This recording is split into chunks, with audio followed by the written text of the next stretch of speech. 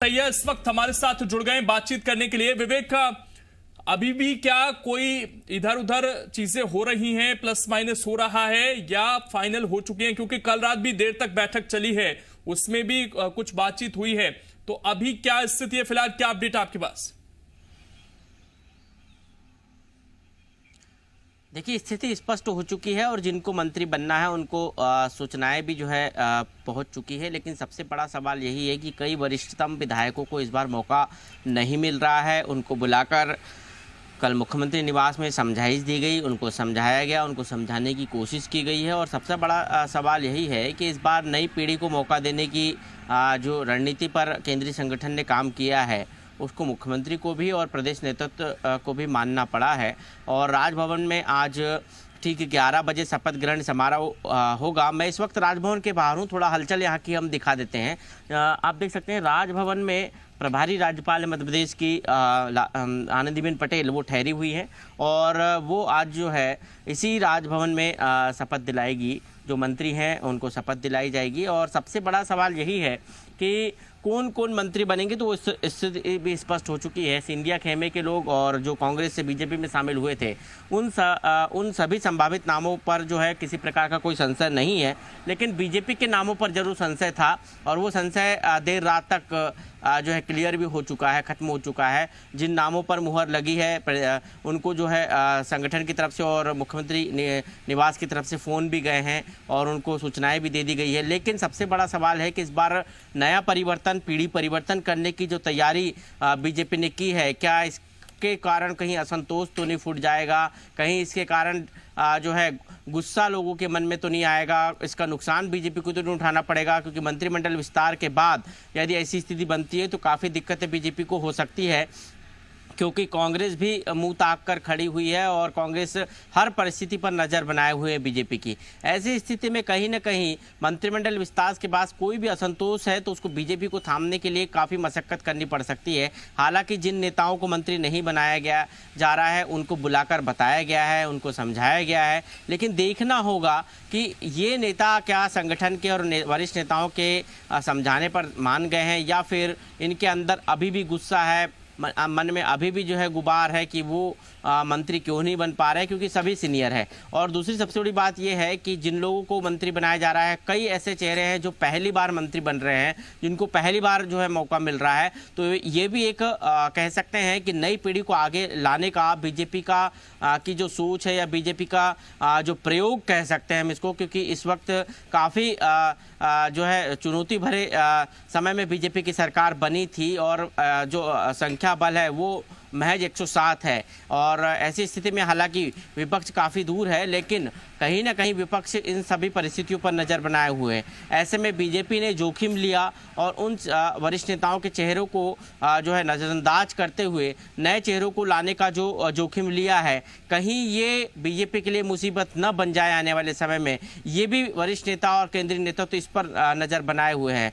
लेकिन बड़ा सवाल है, आज सुबह 11 बजे शिवराज कैबिनेट के उन चेहरों को शपथ दिलाई जाएगी जो पिछले 3 महीने से चर्चाओं में थे कि आखिर वो कौन होंगे जो शिवराज कैबिनेट में शामिल होंगे। लगातार ये चर्चाएं थी और लगातार आरोप भी लगते थे शिवराज सिंह चौहान के ऊपर कि वो एक छोटी सी कैबिनेट बनाकर अपना काम चला रहे हैं, उनके पास पूरा मंत्रियों का कोरम नहीं है, कैबिनेट बैठक नहीं कर पा रहे हैं। और अब जो है एक जंबो कैबिनेट होगी, शिवराज अपने डिसीजन ले पाएंगे, बाकायदा कैबिनेट की बैठकें हुआ करेगी, निर्णय हुआ करेंगे। और सबसे बड़ा बात सवाल है कि जुलाई में जब विधानसभा का मानसून सत्र शुरू होगा, महज छोटा सत्र है 5 दिन का, लेकिन तब एक शिवराज की पूरी टीम वहां पर दिखाई देगी और उपचुनाव में भी ये टीम दिखाई देगी। और उन लोगों को भी मंत्री बनाया जाना जो उपचुनाव लड़ने वाले हैं, ये भी अपने आप में एक बड़ा मैसेज देने की वहां की जनता को कोशिश की, जिस व्यक्ति को आप वोट देने जा रहे हैं वो वर्तमान में मंत्री है, उसको चुनिए। तो इसका जो फायदा जो है बीजेपी उस चुनाव क्षेत्रों में लेगी।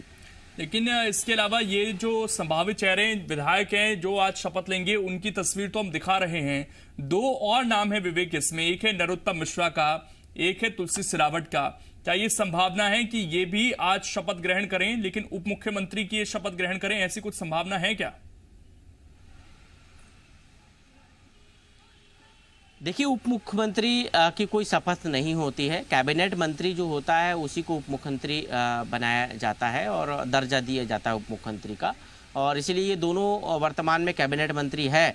और उप मुख्यमंत्री जैसा कोई फार्मूला जो है अभी तक मध्य प्रदेश में आया नहीं है, और इस पर चर्चाएं जरूर हुई, लोगों में आपस में चर्चा जरूर हुई है, लेकिन अभी तक हमारी जानकारी ये है कि केंद्रीय हाईकमान ने इस विषय पर कोई चर्चा नहीं की है। और यदि सिंधिया की डिमांड होती है कि उनके समर्थक को उप मुख्यमंत्री बनाया जाए, तब कहीं जाकर बीजेपी से भी नरोत्तम मिश्रा को उप मुख्यमंत्री बनाए जाने पर चर्चा हो सकती है। लेकिन फिलहाल इस विषय पर जो है ज़्यादा निर्णय की स्थिति में बीजेपी हाईकमान नहीं है।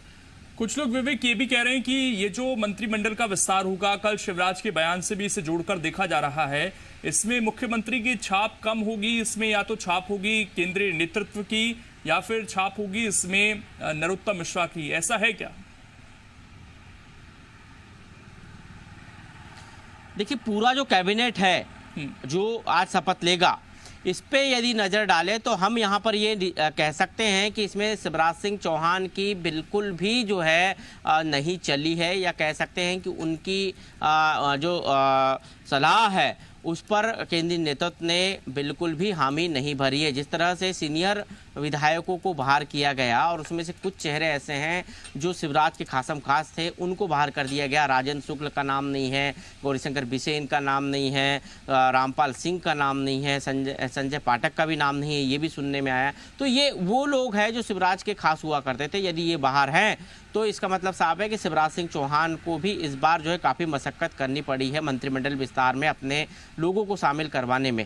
दूसरी तरफ प्रदेश संगठन की बात करें तो प्रदेश संगठन ने भी शिवराज सिंह चौहान के साथ मिलकर जो सूची तैयार की थी उसको भी केंद्रीय हाईकमान ने रिजेक्ट कर दिया था, और वहां से फिर नए सिरे से सूची बनाने की जो है के निर्देश थे कि आप फिर से जो है समीकरण जो है ऐसा बनाइए कि जातिगत समीकरण हो और क्षेत्रीय समीकरण हो, और इसके साथ साथ युवा चेहरे हो, नए चेहरे हो, चेहरे रिपीट नहीं हो, दागदार चेहरे नहीं हो। इन तमाम क्राइटेरिया के आधार पर फिर से जो है सूची बनाने के लिए कहा गया था। तो हम कह सकते हैं कि इस पूरे कैबिनेट में कहीं ना कहीं किसी का भी समन्वय यहाँ पर दिखाई नहीं देता है। सिर्फ एक स्तर दिखाई देता है, वो है केंद्रीय हाईकमान के निर्देश का, और केंद्रीय हाईकमान के निर्देश पर ही ये पूरा मंत्रिमंडल का विस्तार हो रहा है। जो नामों पर भी यदि हरी झंडी लगी है तो एक एक नाम जो है वो केंद्रीय हाईकमान की तरफ से तय किए गए हैं, क्योंकि एक सीमित संख्या बीजेपी के नेताओं को इस कैबिनेट में मिली है, क्योंकि कांग्रेस से बीजेपी में शामिल हुए पूर्व विधायकों को एडजस्ट करना है, उनको मौका देना है, क्योंकि उपचुनाव उनको लड़ना है और ज़्यादा से ज़्यादा उन लोगों को मौका दिया जाएगा। सिंधिया की भी डिमांड है,